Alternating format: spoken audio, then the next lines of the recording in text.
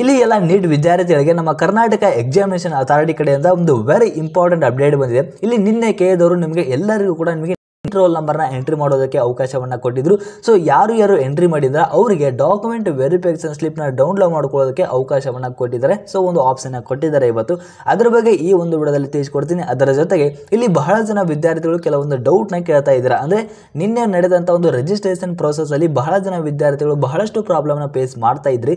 So ಅದ್ರ ಬಗ್ಗೆ ಈ ಒಂದು ವಿಡಿಯೋದಲ್ಲಿ ಕಂಪ್ಲೀಟ್ ಇನ್ಫಾರ್ಮೇಶನ್ ತಿಳಿಸ್ಕೊಡ್ತೀನಿ. ಅದಕ್ಕಿಂತ ಮುಂಚೆ ಯಾರೆಲ್ಲ ಈ ಒಂದು ಚಾನಲ್ಗೆ ಇನ್ನೂ ಕೂಡ ಸಬ್ಸ್ಕ್ರೈಬ್ ಮಾಡ್ಕೊಂಡಿಲ್ಲ ಪ್ರತಿಯೊಬ್ರು ಕೂಡ ಸಬ್ಸ್ಕ್ರೈಬ್ ಮಾಡ್ಕೊಂಡು ಈ ಒಂದು ವಿಡಿಯೋಗೆ ಒಂದು ಲೈಕ್ ಕೊಡಿ. ಈಗ ಡೈರೆಕ್ಟ್ ಆಗಿ ವಿಷಯಕ್ಕೆ ಬರೋದಾದ್ರೆ, ಈಗ ಯಾರು ನೀಟ್ ರೋಲ್ ನಂಬರ್ ನ ಎಂಟ್ರಿ ಮಾಡಿದ್ರೆ ಕೆ ವೆಬ್ಸೈಟ್ ಅಲ್ಲಿ ಅವರು ಈಗ ನೀಟ್ ಡಾಕ್ಯುಮೆಂಟ್ ವೆರಿಫಿಕೇಶನ್ ಸ್ಲಿಪ್ ನ ಡೌನ್ಲೋಡ್ ಮಾಡ್ಕೋಬಹುದು. ಸೊ ಇದನ್ನ ಯಾವ ರೀತಿ ಡೌನ್ಲೋಡ್ ಮಾಡ್ಕೋಬೇಕು ಅಂದ್ರೆ, ನೀವು ಯಾವ ಲಿಂಕ್ ನ ಯೂಸ್ ಮಾಡಿ ನೀಟ್ ರೋಲ್ ನಂಬರ್ ನ ಎಂಟ್ರಿ ಮಾಡಿದ್ರಿ, ಸೊ ಅದೇ ಒಂದು ಲಿಂಕ್ ನ ಯೂಸ್ ಮಾಡಿ ಲಾಗಿನ್ ಆದ ನಂತರ ನಿಮಗೆ ವೆರಿಫಿಕೇಶನ್ ಸ್ಲಿಪ್ ನ ಡೌನ್ಲೋಡ್ ಮಾಡ್ಕೊಳ್ಳೋದಕ್ಕೆ ಒಂದು ಆಪ್ಷನ್ ನ ಕೊಡ್ತಾರೆ.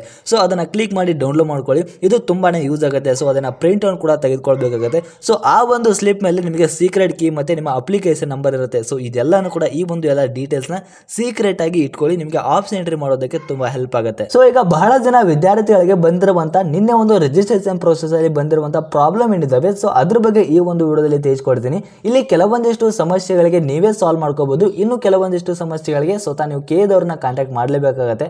ಇಲ್ಲಿ ಮೊದಲನೇದಾಗಿ ಇಲ್ಲಿ ಬಹಳ ಜನ ವಿದ್ಯಾರ್ಥಿಗಳಿಗೆ ಡಾಕ್ಯುಮೆಂಟ್ ವೆರಿಫಿಕೇಶನ್ ಸ್ಲಿಪ್ ನ ಡೌನ್ಲೋಡ್ ಮಾಡ್ಕೊಂಡು ಇದನ್ನ ಪ್ರಿಂಟ್ ಔಟ್ ತೆಗೆದುಕೊಳ್ಳೋದ್ರಲ್ಲಿ ತುಂಬಾ ಪ್ರಾಬ್ಲಮ್ ಆಗ್ತಾ ಇತ್ತು.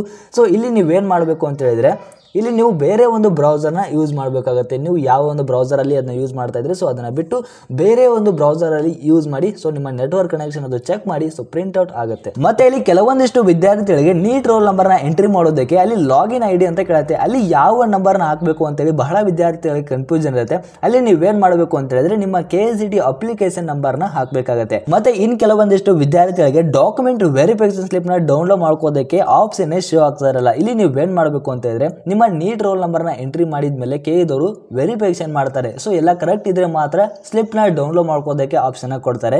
ಸೊ ಅದಕ್ಕೋಸ್ಕರ ಇಲ್ಲಿ ನಿಮ್ಮ ಎಲ್ಲ ನೀಟ್ ಡೀಟೇಲ್ಸ್ ಏನಿರುತ್ತೆ, ಸೊ ಎಲ್ಲ ಕರೆಕ್ಟ್ ಇದೆಯಾ ಇಲ್ವಾ, ನಿಮ್ಮ ಅಪ್ಲಿಕೇಶನ್ ನಂಬರ್ ಆಗಿರ್ಬೋದು, ಸೊ ಏನೇನು ಡೀಟೇಲ್ಸ್ ನ ಎಂಟ್ರಿ ಮಾಡಿರ್ತಾರೆ ಅದೆಲ್ಲ ಕರೆಕ್ಟ್ ಇದೆಯಾ ಇಲ್ವಾ ಅಂತೇಳಿ ಇನ್ನೊಂದ್ಸಲ ಚೆಕ್ ಮಾಡಿ ರಿಜಿಸ್ಟರ್ ಮಾಡಿ. ಸೊ ನಿಮಗೆ ಡಾಕ್ಯುಮೆಂಟ್ ವೆರಿಫಿಕೇಶನ್ ಸ್ಲಿಪ್ ನ ಡೌನ್ಲೋಡ್ ಮಾಡ್ಕೋದಕ್ಕೆ ಕೇದವರು ಆಪ್ಷನ್ ಕೊಡ್ತಾರೆ. ಸೊ ಈ ರೀತಿ ಎಲ್ಲ ಪ್ರಾಬ್ಲಮ್ ನ ನೀವೇ ಸಾಲ್ವ್ ಮಾಡ್ಕೋಬಹುದು. ಮತ್ತೆ ಇನ್ ಕೆಲವು ವಿದ್ಯಾರ್ಥಿಗಳು ಕೇಳ್ತಾ ಇರೋದೇನೆಂದ್ರೆ, ನಾವು OBC student but KCT application form ಅಲ್ಲಿ GM ಅಂತ ಬಂದಿದೆ, ಅಂದ್ರೆ ಜನರಲ್ ಮೆರಿಟ್ ಅಂತ ಬಂದಿದೆ. ಸೊ ಇದಕ್ಕೆ ನೀವೇನ್ ಮಾಡಬೇಕು ಅಂತ ಹೇಳಿದ್ರೆ ಕೇದವ್ರನ್ನ ಕಾಂಟ್ಯಾಕ್ಟ್ ಮಾಡಲೇಬೇಕು. ಮತ್ತೆ ಬಹಳ ಜನ ವಿದ್ಯಾರ್ಥಿಗಳಿಗೆ ಬಂದಿರೋದೇನೆಂದ್ರೆ, ಡಾಕ್ಯುಮೆಂಟ್ ವೆರಿಫಿಕೇಶನ್ ಸ್ಲಿಪ್ ಅಲ್ಲಿ ಕ್ಯಾಂಡಿಡೇಟ್ ನೇಮ್ ಬಂದ್ಬಿಟ್ಟು ಮಿಸ್ ಮ್ಯಾಚ್ ಅಂತ ಬರ್ತಾ ಇದೆ. ಬಹಳ ಜನ ವಿದ್ಯಾರ್ಥಿಗಳು ಈ ಒಂದು ಪ್ರಾಬ್ಲಮ್ ಫೇಸ್ ಮಾಡ್ತಾ ಇದ್ದಾರೆ. ಕ್ಯಾಂಡಿಡೇಟ್ ನೇಮ್ ಬಂದ್ಬಿಟ್ಟು ಮಿಸ್ ಮ್ಯಾಚ್ ಅಂತ ಬರ್ತಾ ಇದೆ. ಸೊ ಇದಕ್ಕೆ ಸ್ವತಃ ಕರ್ನಾಟಕ ಎಕ್ಸಾಮಿನೇಷನ್ ಅಥಾರಿಟಿ ಅವರೇ ಒಂದು ಸೊಲ್ಯೂಷನ್ ಕೊಡಬೇಕಾಗುತ್ತೆ. ಸೊ ಯಾರು ಕೂಡ ಟೆನ್ಷನ್ ಮಾಡ್ಕೋಬೇಡಿ, ಕೇದವರು ಇದಕ್ಕೆ ಒಂದು ಸೊಲ್ಯೂಷನ್ ಕೊಡ್ತಾರೆ. ಸೊ ಮತ್ತೆ ಏನಾದರೂ ನಿಮಗೆ ಪ್ರಾಬ್ಲಮ್ ಇದ್ರೆ ದಯವಿಟ್ಟು ಕಮೆಂಟ್ ಬಾಕ್ಸ್ ಅಲ್ಲಿ ತಿಳಿಸಬಹುದು. ನಿಮಗೆ ಆದಷ್ಟು ರಿಪ್ಲೈ ಮಾಡೋದಕ್ಕೆ ಪ್ರಯತ್ನ ಪಡ್ತೀವಿ. ಮತ್ತೆ ನಿಮಗೆ ಇದೇ ತರ ಲೇಟೆಸ್ಟ್ ಆಗಿ ಅಪ್ಡೇಟ್ ಬೇಕು ಅಂತ ಹೇಳಿದ್ರೆ ಪ್ರತಿಯೊಬ್ಬರು ಕೂಡ ಈ ಒಂದು ಚಾನಲ್ಗೆ ಸಬ್ಸ್ಕ್ರೈಬ್ ಮಾಡಿಕೊಂಡು ಈ ಒಂದು ವಿಡಿಯೋಗೆ ಒಂದು ಲೈಕ್ ಕೊಡಿ. Thank you.